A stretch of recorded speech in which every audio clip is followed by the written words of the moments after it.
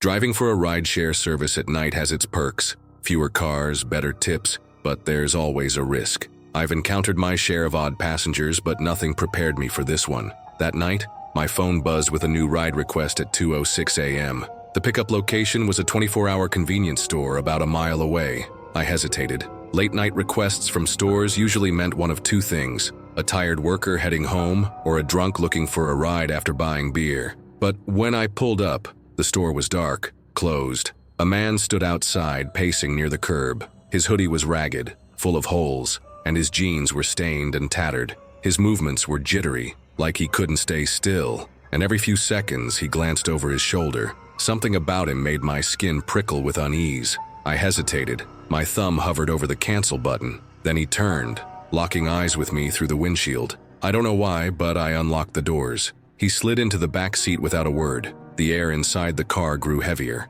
I stole a quick glance through the rearview mirror. His hood obscured most of his face, but his eyes glinted beneath it, watching me intently. I tapped the GPS to start the ride. "How's your night been?" I asked, forcing a casual tone. Silence. Instead of looking at his phone like most passengers, he kept staring at me through the mirror, unblinking, expressionless. It was unsettling. To break the tension, I reached for the radio dial. Before I could turn it up, his voice cut through the silence, deep and raspy, like a long-time smoker. "Don't!" My fingers froze on the dial. I swallowed hard and put my hands back on the wheel. We drove in silence for several blocks before he finally spoke again. "Ever pick up someone you shouldn't have?" His words sent a chill down my spine. I forced a chuckle, keeping my tone light. "Not that I know of. Hopefully tonight's not the first." He didn't react. Instead, he leaned back, muttering under his breath. I couldn't make out the words,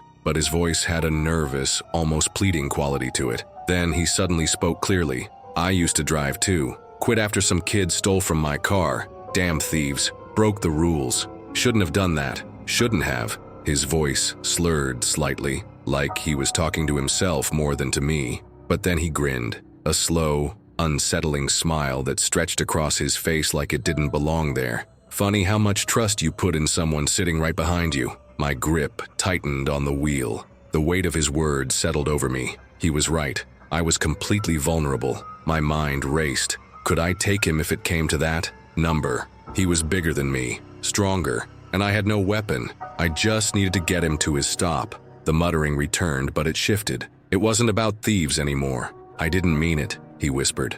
"I didn't mean it. I didn't mean it." He rocked slightly, his hands gripping his hoodie. The apology repeated over and over as if he were confessing to someone who wasn't there. My pulse pounded. "Everything all right back there?" He ignored me. Then suddenly he screamed, "You missed the turn!" I jumped, my foot slamming the brake. The GPS was clear. I hadn't missed anything, but the way he yelled, the sheer panic in his voice made me second-guess myself. "Sorry, man.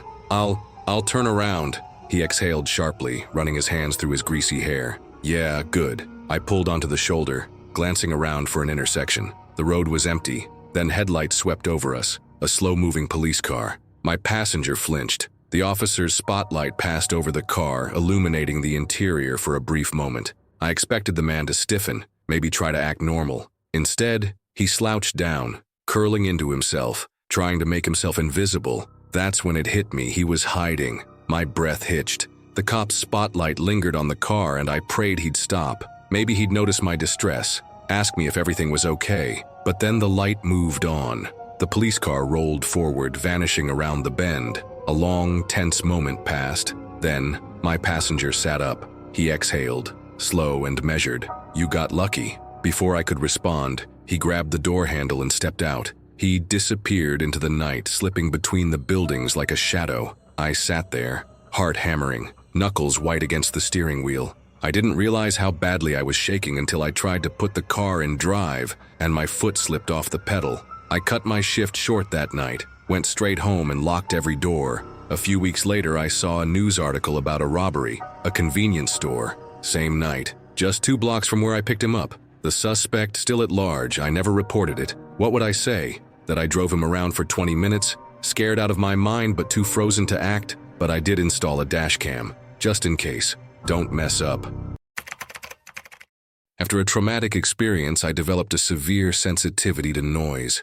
My psychiatrist called it phonophobia. Every honk, every door slam, sent my nerves into overdrive. It felt like 1,000 needles stabbing at my brain, an unbearable pressure I couldn't escape. Desperate for peace, I decided to leave the city behind. I found a secluded cabin deep in the Pacific Northwest, surrounded by towering evergreens and the endless hush of nature. Few neighbors, no traffic, barely any cell service. It was perfect. The realtor assured me it was a safe and quiet place, the kind where you could lose yourself in solitude. I didn't mind the isolation. In fact, I craved it. The cabin itself was sturdy, built decades ago but well-maintained. It smelled of pine and old books, an oddly comforting combination. I spent my first few days unpacking, taking long walks, and relishing the silence. Finally, a place where the world didn't press in on me, where I wasn't on edge waiting for the next sudden noise to send me into a spiral of anxiety. Then, one evening, there was a knock at the door.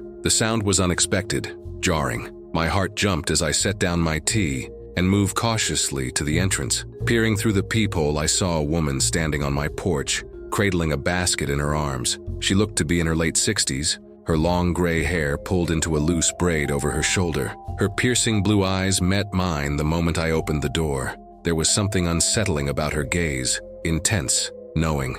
"I'm Michelle," she said, "your nearest neighbor." I hesitated before nodding. "Nice to meet you."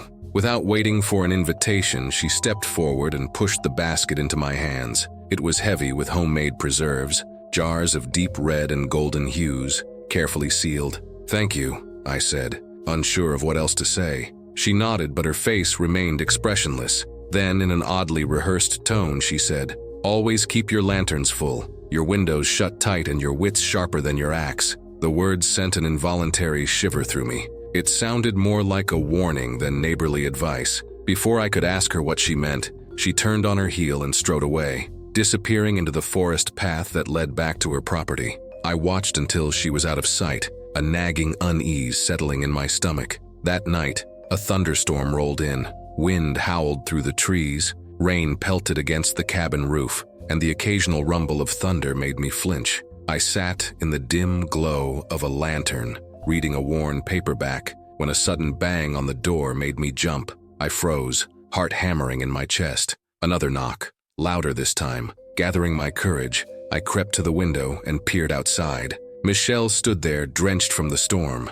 Her braid clung to her soaked clothing, her blue eyes wide with urgency. I opened the door slightly. "Michelle, what are you—" "I saw someone near your woodpile," she blurted out, cutting me off. Cold fear gripped my spine. I grabbed my flashlight and stepped onto the porch, scanning the darkness. The beam cut through sheets of rain, illuminating the neatly stacked firewood. No movement, no footprints in the mud. "There's no one there," I said, my voice unsteady. Michelle didn't respond. Her gaze flickered to the tree line, her lips pressed into a tight line. Then, without another word, she turned and vanished into the storm. I hurried back inside, bolting the door behind me. My mind raced. How could she have seen my woodpile from her cabin? It was a 10-minute walk away, through dense forest. Sleep didn't come easily that night. Sometime in the early hours, I woke to the sound of shattering glass. Panic surged through me. I reached for the flashlight and flicked it on, sweeping the beam across the room. The living room was in chaos. Drawers yanked open, furniture overturned. My stomach knotted. Someone had been inside. Then, I saw him. A burly, bald man with a thick beard stood just outside the broken window. He was half hidden in the shadows, rain streaming down his face. Our eyes locked for a terrifying moment before he turned and bolted into the trees. I was shaking as I reached for my phone. No signal. I tried dialing 911 anyway, praying it would somehow go through, but nothing happened. Morning couldn't come fast enough. As soon as the sun rose, I drove into the nearest town, a 45-minute trip down winding, mist-covered roads, and found the police station. The officer on duty listened to my frantic explanation and agreed to send someone out to investigate. When the deputies arrived at my cabin, they checked the perimeter, looked at the broken window, and took notes. Then, one of them asked about Michelle. I told them everything: the preserves, the warnings, the stormy night she had appeared at my door. Their expressions darkened. One of the officers exchanged a glance with his partner before turning back to me. "Ma'am," he said carefully, "Michelle's cabin has been abandoned for over a decade. No one has lived there for years." My stomach dropped. That night, I packed my bags, By sunrise, I was gone. Driving through the night on Christmas Eve had become a cherished tradition for my girlfriend Catherine and me. After celebrating with my family, we'd hit the road, the hum of the highway beneath us, blasting our favorite Juice WRLD songs. Lost in the peaceful solitude of the empty roads, it felt like our own little world, until last Christmas. An unknown number called me. I ignored it. Minutes later, it called again. Irritated, I let it go to voicemail. Then, for the third time, my phone rang. Frustrated, I answered. Silence, just faint static, like the whisper of a detuned radio. Then, a voice. Turn the music down. My grip tightened on the wheel. Who is this? No response, just static. Then, in a slow, measured tone, the voice said, I'm not here for you, I'm here for Catherine. I glanced at her. She was frozen, face pale, hands clenching her sweater. Before I could react, she grabbed my phone and hung up. Why did you do that? I demanded. She didn't answer, just stared straight ahead. I redialed. No connection. I called 3 more times. Nothing, just dead air. The rest of the drive was silent. The music stayed off. My mind raced, searching for an explanation. Only our families knew we were on the road that night. No one else, and they would never pull a prank like this. I tried to shake it off, but Catherine's reaction haunted me more than the call itself. She wasn't just scared, she looked like she had seen a ghost. When we finally pulled into her driveway, she reached for the handle before the car had even stopped. Wait, I grabbed her wrist. What was that about? She hesitated. Her eyes flicked toward the darkened house as if something were waiting inside. Then she whispered, It's nothing, just forget it. But I couldn't forget, and I knew she was lying. Christmas morning, I woke up to another missed call from the same unknown number. My stomach churned as I stared at the notification. I hesitated before playing the voicemail. Static, then breathing, slow and deliberate, as if whoever was on the other end wanted me to know they were listening. Then, in that same measured tone, she remembers me. Ask her about the red door. I bolted upright. My pulse roared in my ears. Catherine had already been acting strange all morning, quieter than usual, her eyes distant. I found her sitting on the couch, her phone untouched on the coffee table. Catherine, I said carefully, what's the red door? Her whole body went rigid. She slowly turned to me, eyes wide with something between terror and disbelief. Who told you that? I held up my phone. The same person who called last night. She shot up from the couch and backed away as if the phone itself was cursed. Number, no, this isn't happening. Catherine, what's going on? She didn't answer. Instead, she grabbed her coat and bolted for the door. I chased after her, demanding answers, but she was shaking her head, mumbling under her breath. This isn't real. It can't be real. I locked it away.